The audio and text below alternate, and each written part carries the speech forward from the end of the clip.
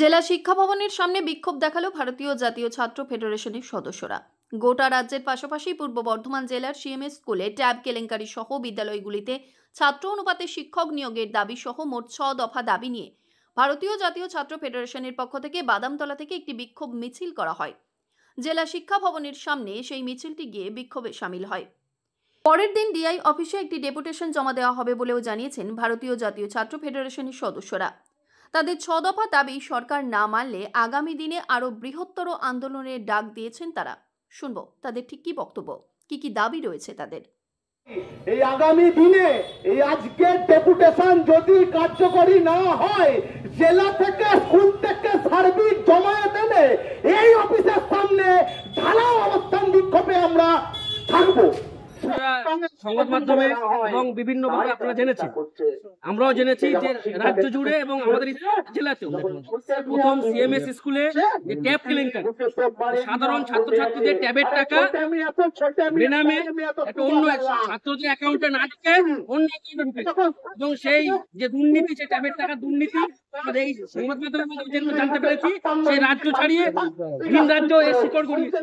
আমরা বলতে চাই যে শাসক দলের নির্দিষ্ট মদত ছাড়া, শাসক দলের নির্দিষ্ট মদত ছাড়া এই দুর্নীতি সম্ভব নয়।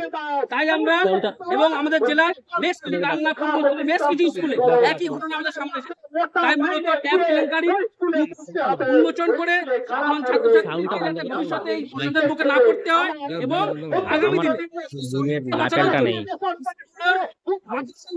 যে কম্পোজিট ব্র্যান্ডের টাকা সরকার বন্ধ করে দিয়েছে। সরকার মেলা খেলার মধ্যে ব্যস্ত, তারা অন্য ঘরে টাকা ব্যয় করছে, কিন্তু সাধারণ স্কুলগুলো যে কম্পোজিট ব্র্যান্ডের টাকা যা দিয়ে সাধারণত স্কুলগুলোতে চক, ডাস্টার এবং শিক্ষা সামগ্রী ইত্যাদি কেনা হয়, সেই টাকা সরকার বন্ধ করে রেখেছে। আমরা দেখতে পাচ্ছি যে সরকার নির্দেশ জারি করেছিল যে যখন ক্যাম্পাসে যখন সাধারণ ছাত্রীদের উপরে নির্যাতন চলছে, ছাত্রীরা নিগ্রহ শিকার হচ্ছে, তখন যেগুলো সবচেয়ে বেশি প্রয়োজন যে ইন্টারনাল কমিটি, পক্সো কমিটি এবং বিষয় কমিটি যেগুলোকে কার্যকরী করা দরকার, সেগুলো সরকারের নির্দেশিকার মধ্যে রয়ে গেছে। স্কুলগুলোতে এগুলো কার্যকরী হচ্ছে না।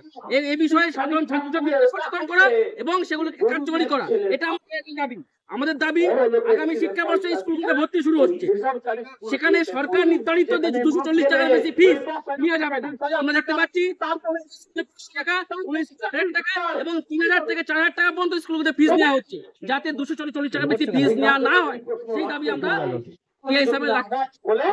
মৃত্যুঞ্জয় যশের রিপোর্ট, সংবাদ আজকে নিউজ।